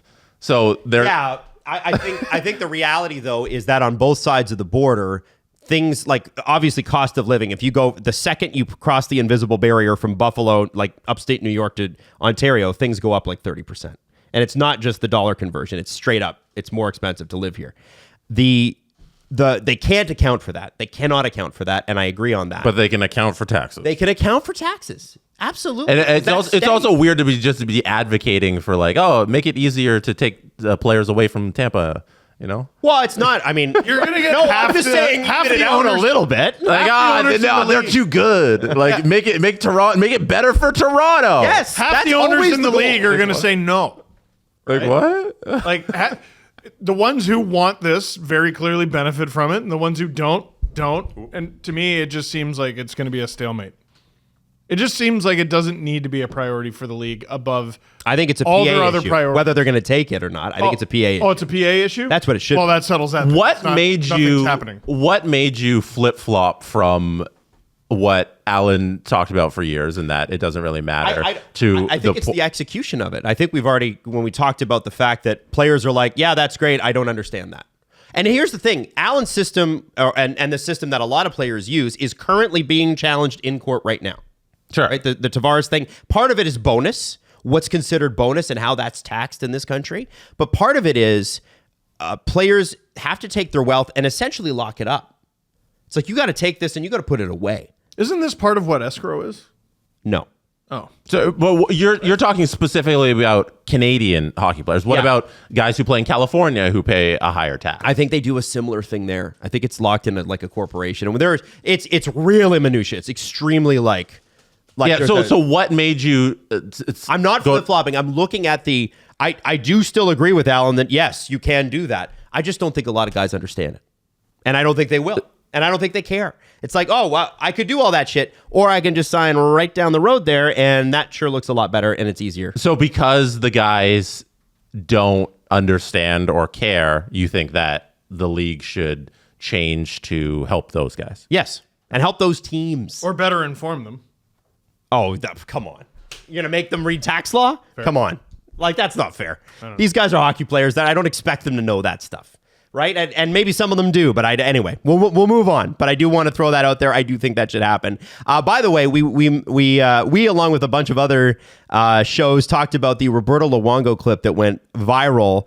Apparently, Greg Wyshynski's here to ruin the party. Thanks, Greg from ESPN. He said, in reality, that was not what happened. He did not answer a Facebook ad to join a local hockey team for their championship. It was a combination of them needing a goalie and Luongo being at the practice that day and saying, hey, I'll play. And Zach Randolph was the guy that was interviewed on it, adult hockey coordinator at the Panthers Ice Den in Coral Springs. Having current and former NHL players walking around the facility there is commonplace. Since many of their children skate at the rink, Panthers players have been known to drop in randomly. On the day of the Florida Stanley Cup parade, 3 Panthers players stopped by to celebrate during a men's league game. Lomberg was one of the guys, and he dropped the puck for a face-off. Love that. Yeah, who's now in Calgary. So I just think, I like that story better that he just happened to be there. No, you should tell the full story. Well, I didn't want to wreck Greg's article. Do it. Yeah? What's he ever done for us? Screw that guy. Not paywall. What's he ever done for us? Screw that guy. Okay, so do you want me to start from the beginning here? So basically the team What's the title of the goaltender was unavailable. Okay. And they were sitting in their dress room nervously, and then obviously you see Luongo walk in. And a guy, the captain of the team, Brad Bargman, said, I got a shiver down my spine. I couldn't believe it because this is what I prayed for. I was like, this guy is going to be amazing. While their playoff game took place on August 15th, news of the Luongo moonlighting in a beer league only spread this week when a video of their locker room entrance went viral. When reached for comment by ESPN, Luongo said, it's an urban legend and I prefer to leave it that way. And And basically, Bargman had known Luongo for some time. He coached Luongo's son Gianni, and Luongo now coaches Bargman's son Bryce. He sometimes wondered if Luongo would suit up for the beer league Leafs, but felt that asking him would be taking advantage of the friendship, which I understand. I get that. He's also a big fan of the Florida Panthers. And Bargman says the No Regretskis, which was the name of the team, great name, are comprised of players who used to be on the beer league Leafs a few years ago. He said things happened, disagreements persisted, and they left me and they started their own team. And I guess that's how it all came. This is a long article. Yeah. But that's the fun part of the thing is that the team they were playing, the No Regretskis, in the semifinal against the beer league Leafs, they had formed this other team, and on that team, the No Regretskis, was Peter. Peter Sheslevy. Peter Sheslevy, who's a former NHL player. I remember him. And, no way. And the GM of the beer league Leafs, Brad, he was adamant that no NHL players or ex-NHL players should be in our beer league. You know, we shouldn't have a guy who's played for the Sens and the Ducks and over in the KHL for years. He's played hundreds and hundreds. Yeah, bring up his hockey DB. Playing in the NHL. Holy playing moly. in our beer league. Like, this is for fun for a guy. So he was like, no, Peter can't be on our team. So then the guys who wanted to be on Peter's team went and formed their own team, which became the No Regretskis. And the No Regretskis went on to win a couple championships with Peter. And then they reached the semifinals. Their goalie's out. Brad saw Roberto Luongo earlier that day, and he's like, our goalie's out. Who's going to play for us? Luongo's like, I will. And then Luongo actually shows up, plays for them. They end up winning 4-2 in the semis, and then they go on to win the championship with their goalie who came back. No. Yeah, and Greg's line in there is that it was a dream for all hockey fans because Luongo helped bring a cup to the Leafs. As we all knew he would. Finally. We all knew it. The reason that Luongo ended up saying yes is because he has a day with the cup in Montreal. And he's going to be on the ice for that day with the cup in Montreal, and he's going to be playing goalie and stuff and entertaining all the fans. So he wanted to warm up, and he did this for those guys, and they ended up winning 4-2. He's just addicted to winning now. This motion of raising something above his head, he's addicted by the way, to it now. Sheslevy was one of the goal scorers in the game. Yeah, Love that. He scored from long distance on like a wobbler that went through Luongo, and Luongo was talking. He said he was like super tired, like through the second period. He's like, I'm not gonna get through this, and then he ended up finishing the game. I guess this is a really competitive league. We should ask Jason York about it, because if he played for the Sens in that era that you're showing, I think he probably would have played with Yorkie. Yeah. Yeah, Adam, the league is like the highest level of beer league you can get if you got an ex-NHL player. If your main concern is you can't have NHL players in this league, you got a good league. That's a good league. Yeah, and the fact that around the rink you just have NHLers popping in every now and again, it's really cool. Wish, Greg Wyshynski, we call him Wish. Wish also broke some news today. Real news. None of this Luongo personality stuff. This fluff. This Greg Wyshynski ESPN fluff. Would the Leafs trade? Never heard of them. Would the Leafs clearly trying to take our name and make it into something, you know? What? Big college hockey news. College hockey. WHL's Braxton Whitehead, of course, has reached a verbal commitment for the 25-26 season from Arizona State of the NCAA. This is the first NCAA commitment for a CHL player since a proposed class action suit was filed against the NCAA. Now, if you remember, because CHL players are given room and board and a per diem, that's considered by the corrupt NCAA, and I will call them the corrupt NCAA. Sure. Because it's been proven time and time again that they're corrupt. That is getting paid to play a sport. That's such bullshit. And therefore, you cannot come and you can come get an education here, but you can't play for our teams. And so obviously there's been this class action that has not actually gone to court yet. It's going to take years. If we have an answer by 2030, I'll be surprised. But wow. It seems like it's probably going to change now. So a lot of people responded to this. So Alan Walsh, I don't know if you've heard of him.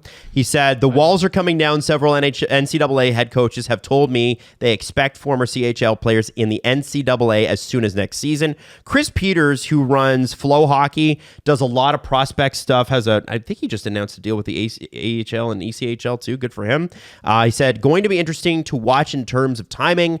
Suit still has not been heard in court, and the rule barring CHL players is on the books for now. Won't be surprised if others start positioning themselves similarly. Smart for CHL overagers to explore this option. And frankly, when you think about it, like most CHL players are not going to make the NHL. And wouldn't it be great if they could take their great talent to an American school and go get an education and play great hockey? And you know what? Frankly, there are so many players in the NCAA who do not develop into great hockey players until they're 22 or 23. And maybe you don't go to the NHL, but maybe you got a good career in Europe where you're making $250,000. Tanner Pearson is the enormous exception to the rule, where you're 2 years after your draft eligibility, and some team goes, actually, after deciding you weren't good enough to draft for 2 years, we're going to take you in the first round, right? And then you're going to go on to have a long NHL career. What happens with a lot of overagers is they shoot their shot, they fall just short, they're like, okay, I'll try it again, and they fall short, and then they're 20. And what do you do? And now, the you can only go to a league Canadian university. You could. And it's becoming a better and better option, but a lot of guys are like, I don't know. What do I do with my life, right? Like we get thrown into this, whether we're in hockey or not, into the situation where we're 17, 18, 19, 20, and you got to pick what you want to do with the rest of your life. And a lot of these guys are just not prepared to answer that question.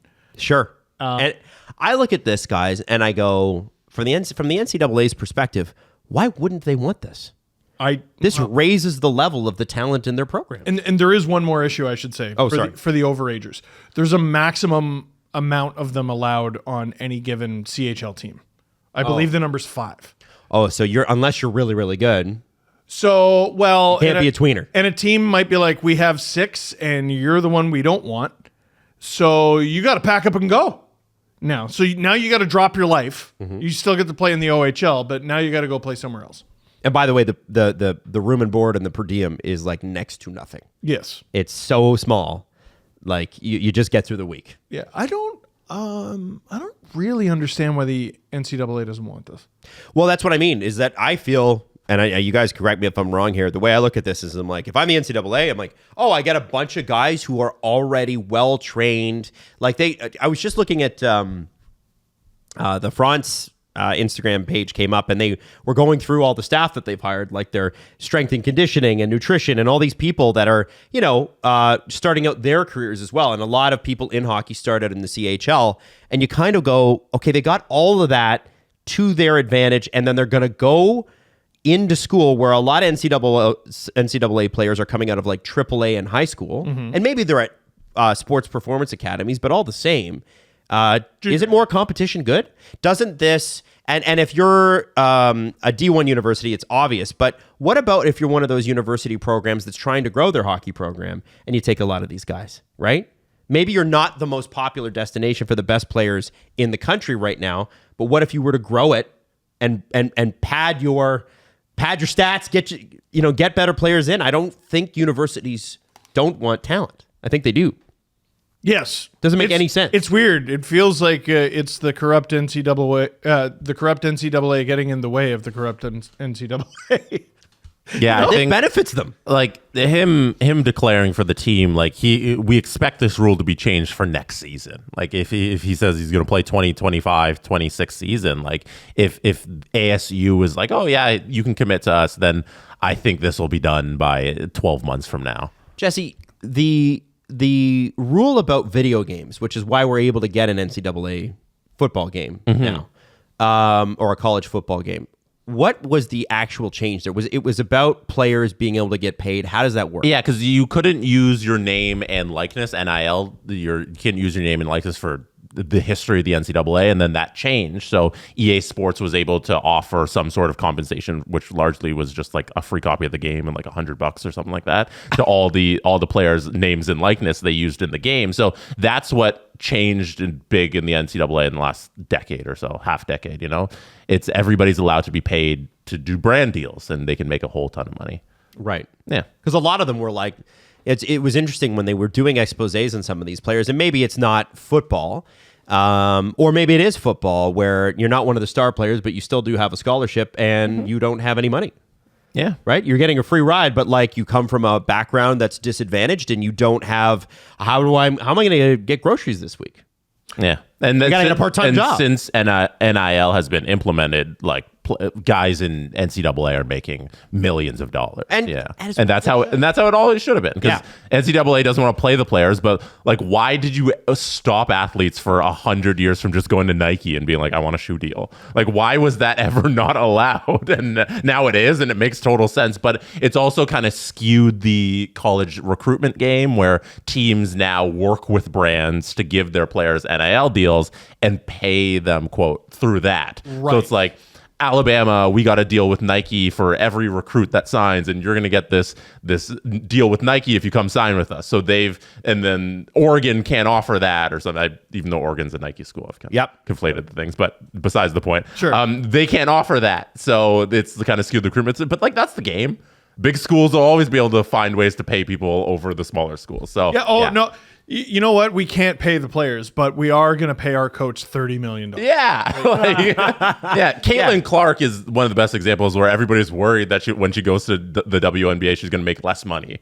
Because when she had her NIL deals at Iowa, she was making so much hand over fist. And then you go to the WNBA, the salary is like nothing for a rookie and all that stuff. But then she signs a bunch of brand deals and everything's fine. Turns out she's fine. Yeah. Good for her. But yeah, you can make a ton of money as a top NCAA athlete these days, which is how it always should have been. So these guys who are going from the CHL to the NCAA, hopefully, like, if they can now make a significant amount of money, like, it's a shame that the NCAA is limiting that for players right now, where it's like, okay, you're a pro athlete because you played in the CHL. Like, that doesn't line up with how we look at the CHL.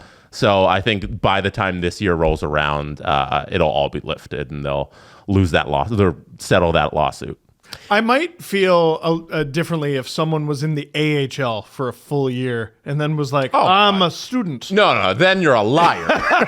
Right? Like, like you actually played professional hockey, but don't sit here and tell me major juniors professional. No. Stop. It's always been a ridiculous rule. And I think, if you you're 21 years old, you played in this major junior team, like, it's minor leagues, because you're not a pro athlete. Mm-hmm. So, Braxton. Where's he from? Oh, man. Did you look it up? Steve loves this. Okay, I'm going to do province, and then if I get province, I'll do city. He's American. Bad start. Braxton. Mm-hmm. It's not for the reason you think. Maine. Alaska. Damn! Wow. You love... Who's your boy from Alaska? Oh, Phoenix Copley from North Pole, Alaska. He loves that trivia. And played in Alaska, Jeremy Swayman. Over the last couple of years, there was an Alaska versus Alaska game. Phoenix Copley against Jeremy Swayman. I don't know what your obsession is with hockey players from Alaska. He's from North Pole, Alaska. Braxton's from, I think, Palmer, Alaska, so not quite North Pole. But I would be equally as excited if a player played in a city called Easter Bunny Land, but it's called North Pole, Alaska. Phoenix Copley. Phoenix Copley. There we go. North Pole, Alaska. Get a jar. And also Teddy Bluger from Riga, Latvia. I want to. So one of the things that we've talked about a lot, and then we'll go to the press conference here if we've got time, is the 2018 and the 2019 drafts and the players from those drafts and how they kind of got screwed by COVID. Yes. Mm-hmm. What's interesting when you go to Hockey DB and you check out the 2019 first round is that every single player that was drafted in the first round, and this is really rare, has played at least one game in the NHL thus far. Wow. Except for Ryan Suzuki, the 28th overall pick to Carolina. He was drafted out of Barrie. He just was with the Thunderbirds last year, Springfield, and had a pretty good year, 30 points in 51 games. Still remains to be seen if he plays. And even that, like 28th overall pick, that's very late. Carolina, very good team. Absolutely. And Like, it's probably not didn't weird. need him. Didn't need him. He's a centerman, probably didn't need him. Yeah.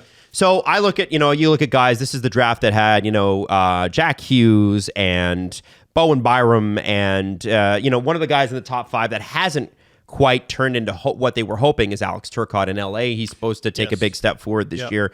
Phil Broberg was drafted there. And it's interesting, and I'm bringing up Phil Broberg for one reason and one reason alone. Craig Morgan, who was the Coyotes' main reporter, is now doing a lot of Utah HC stuff, has reported this morning, just a few minutes ago, that Victor Soderstrom, who was the 11th overall pick to Arizona, right shot defenseman, has played just 30 less games than Philip Broberg in the NHL, and Utah HC have reached a contract impasse, meaning they will not, it doesn't appear that he is going to be Signing with Utah. signing with Utah Is at he an all. RFA?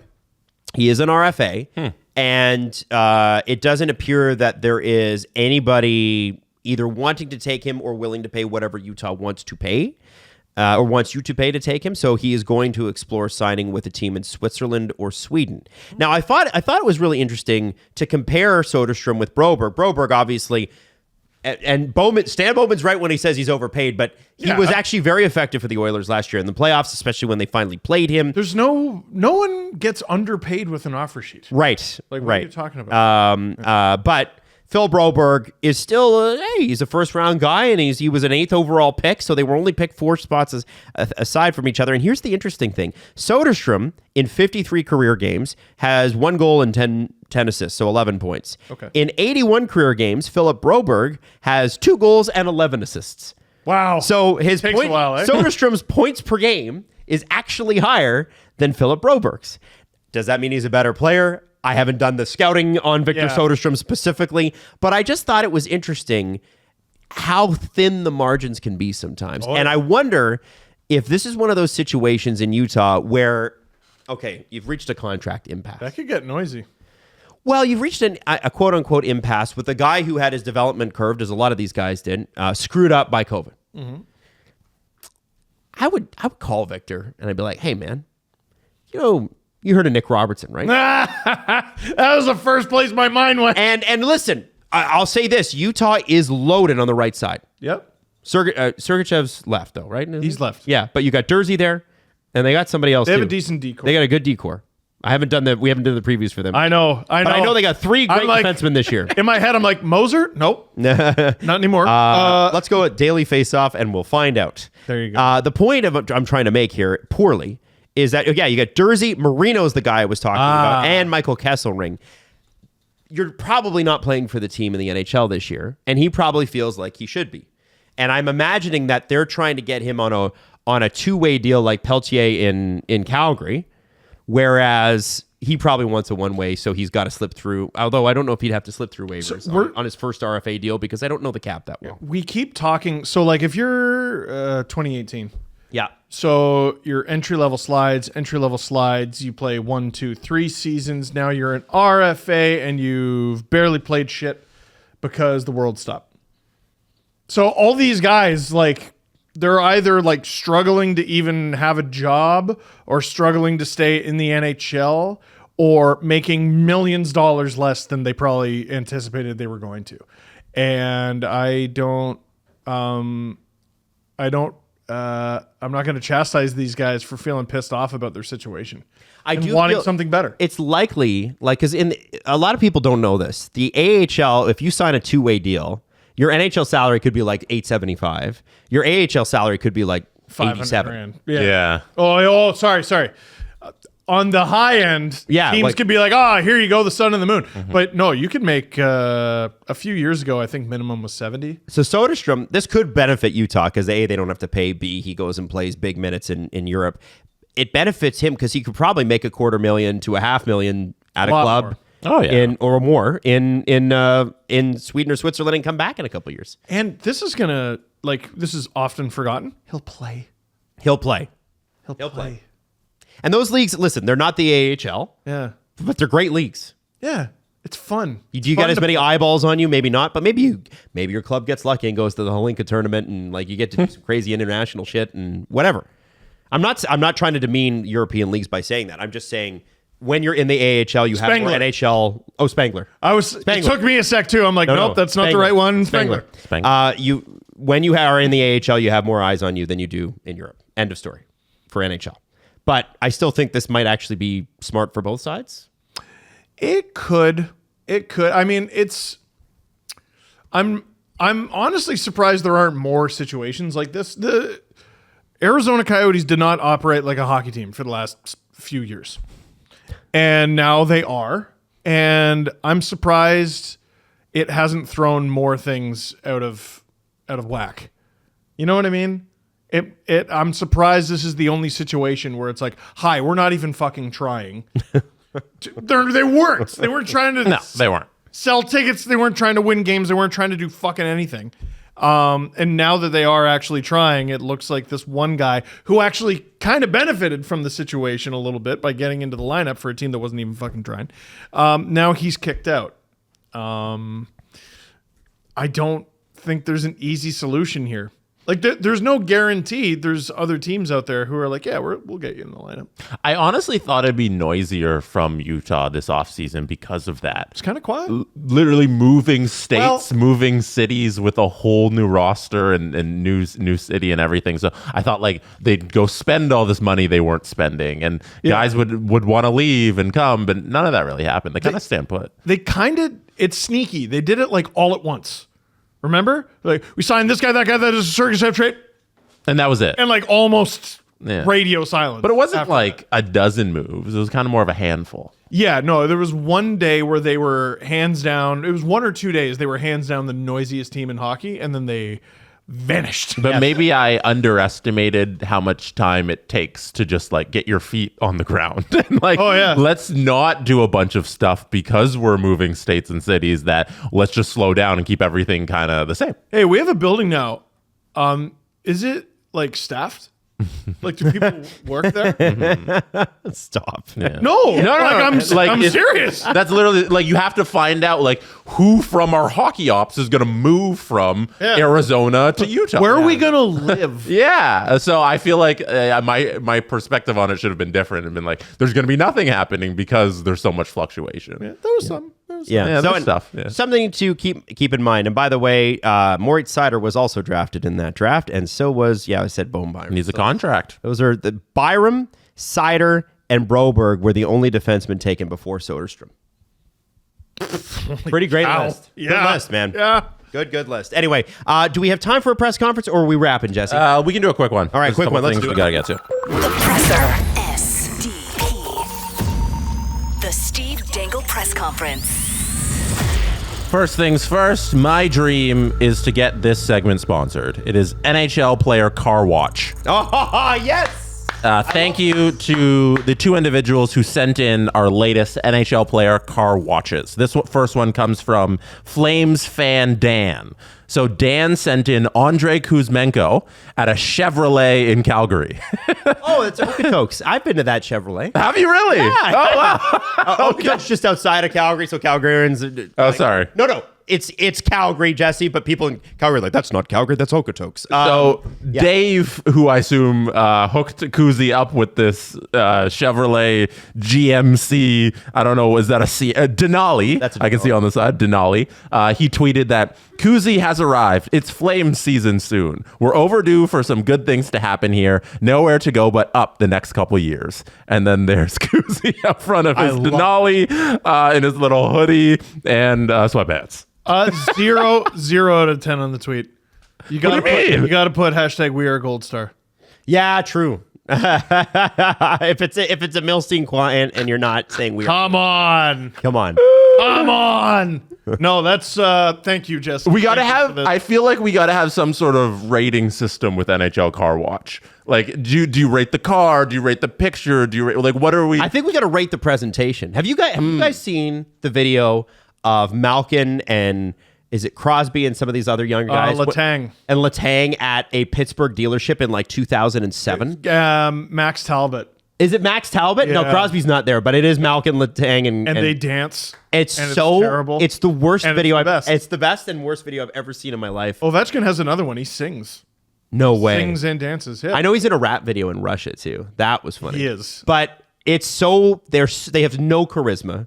Like the Riz is zero. Oh, I don't know. And I think Talbot had and the Riz. and they like throw the keys at each other. Like it's so bad.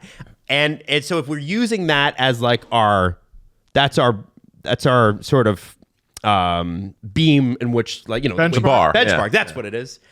That I feel like Kuzi even goes under that because at least because I can't even tell that that's Kuzmenko in that. Like he's the picture. It's like unless you really know the guy, right? Right. Look at his like. You can't tell that's him. No, His the hair picture looks is just the a little same. far away. Yeah. You're His right. hair. It definitely looks like I'm so proud of my nephew for graduating He turned 18. school. We got him a Denali. It does. It does. I'm going to throw this out there. He smiled. He did smile. He did smile. But which is Morgan's picture with the Mercedes hat on, they Yes. took 2 photos, one out in front, one in the car. They do the selfie. Like that gets a higher rating. yes. No selfie. Yeah. Selfie. No. Yeah. How do we? Okay, we have to figure out how a rating system. But I think that. Yeah, we need some sort of. So yeah, if you got an idea for a rating system, maybe we do like 5 tires out of 5 or something. Like, I don't know. I like that. I don't know. 5 tires. I give that a 1.5 tires. out of 1.5 tires. Simply terrible. 5 tires is perfect because there are not 5 tires. Yeah, that's why it's funny. Reprehensible. That's why it's ridiculous. Okay, and secondly, just give me a second to pull this one up. This one was sent in by Richard Clay. Thank you, Richard. At rclay321 on Twitter. So Richard alerted us to this second player in today's NHL Car Watch. Oh. It is a TikTok video for everybody listening. It's a TikTok video, and the caption says, regular GT3 RS, and the question mark, and then you see it, and then they're doing, it's got the little carbon shots on of the Porsche. Oh, fun. Wait, it's Stanley Cup winner Colton Parayko's. Dude, Is there 2 Colton Parekos or is just one? What do you mean? His yeah, last name is Parayko. they're making him Greek. No, Parayko, like it's his car. No They apostrophe. just missed- Like, what? 0 out of 10. That's what you guys got hung up on. Yes, it is. I was like, does this person know who? Okay. So it's Colton Parayko's GT. It's a very nice. There it is. Yeah. And by the way, I love a Porsche with the decaling on it. It's the nice, like I love the throwback. Love. I Beautiful. think it's sick that Parayko went to a car meetup. Oh, it's amazing. Like, and brought his Porsche and walked around, took photos, drove it away really fast, and then everybody got to see it. Like, I think that's sick. No, that's what these meetups are known for. Also, safety. Perhaps what they should have not done is put his license plate on the video. That's Is that maybe- a the license thing? plate is visible on the video, but it's out there now. But yeah, look at that thing. That is hot. I love carbon on a car, and Nice like, look car. at that. Yeah. Beautiful. Where do you get that thing? Giant Tiger? What are you talking about? Walmart? Where What? you get- What? Where you Are get you that dissing thing? his? What is happening? I don't know.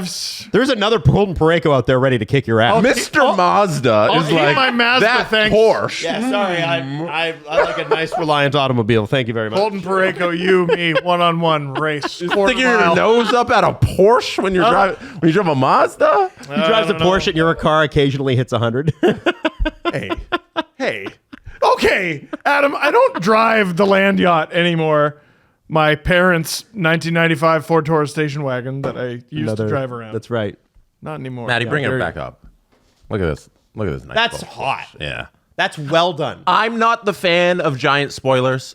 I think they're a little tacky, but I can see how it adds to the aesthetic of a car like this. Agreed. Yeah. And if you're into that, like that is a because most giant spoilers, the reason you're probably not into them, Jesse, is because they look like shit. Yeah.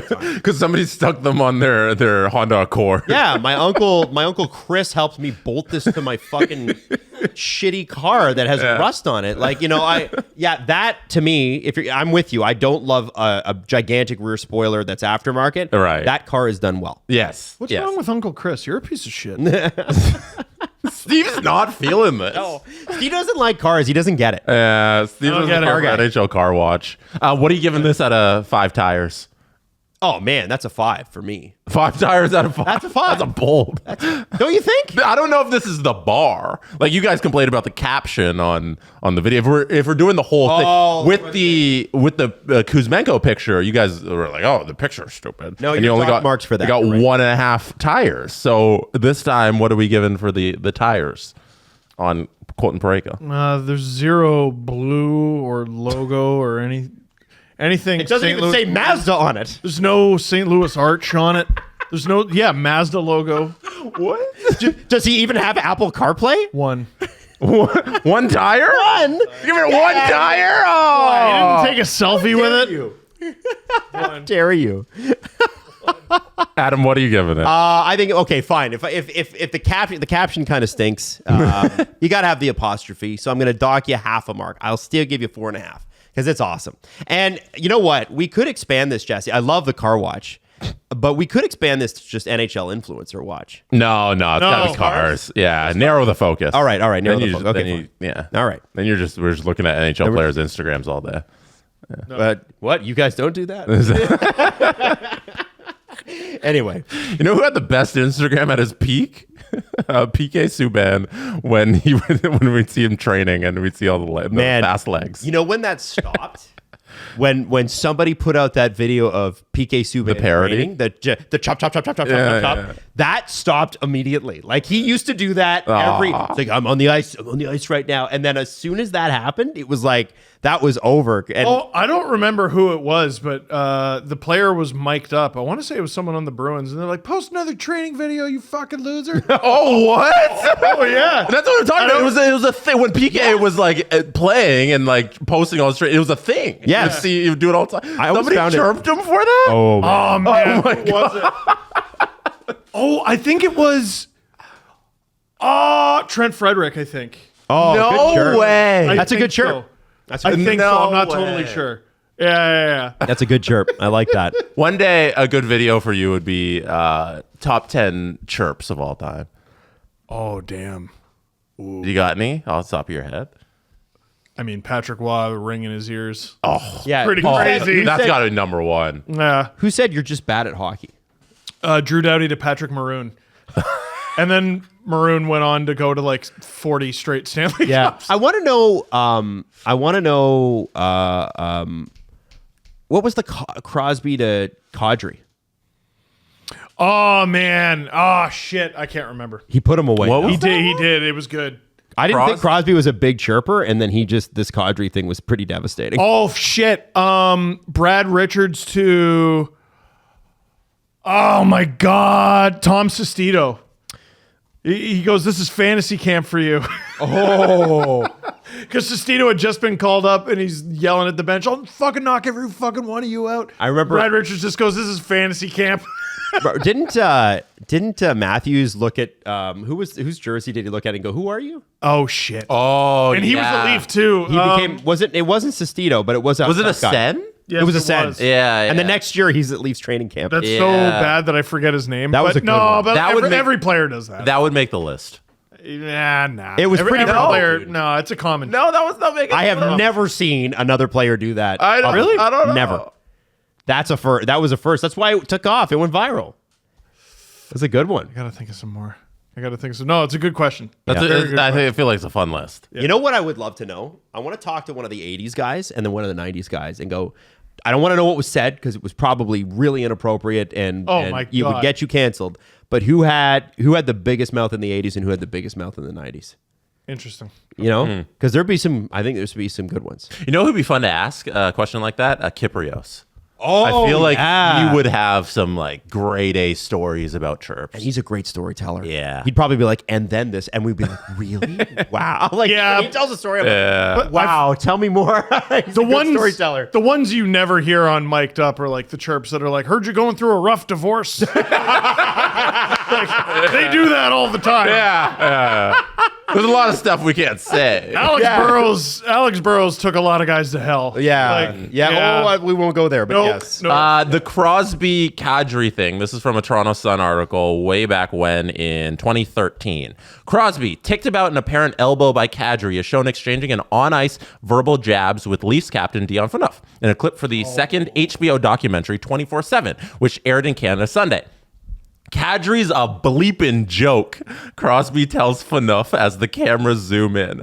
Asked for his take on Crosby's comment on Sunday, Kadri seemed amused by it all. I think I got inside his kitchen a little bit, but that's part of my game. He's the best player in the world. You've got to be hard on him. I expect everyone to do that, not just myself. I think he lost a little respect for me, but what are you going to do? I don't hate the guy or nothing. I just play hard and he plays hard against me. It is what it is. Okay, I thought that's maybe fun. I thought it was worse than it was. It must have been. No, it seems pretty. That's pretty tame. Wait, I like the quote underneath it. Friggin', they actually wanted to mic me up for that game, and I said no. Thank God I did, because I was a mouthpiece. I miss Naz. Oh, Naz rules. Yeah. Okay, so anyway. Well, I guess we'll wrap it up there. It was a fun show. And we're going to be back next week, and this is the second week of our actual official schedule of Monday, Wednesday, Friday, leading up to Saturday night, our first live show in St. Catharines. Donate to Steve and I's Easter Seals pages. The link's in the description. Adam hasn't set his up yet. It will. The Steve Dangle Podcast. Follow the guys on Twitter at Steve_Dangle, at Adam WYLDE, and at Jesse Blake. Connection complete.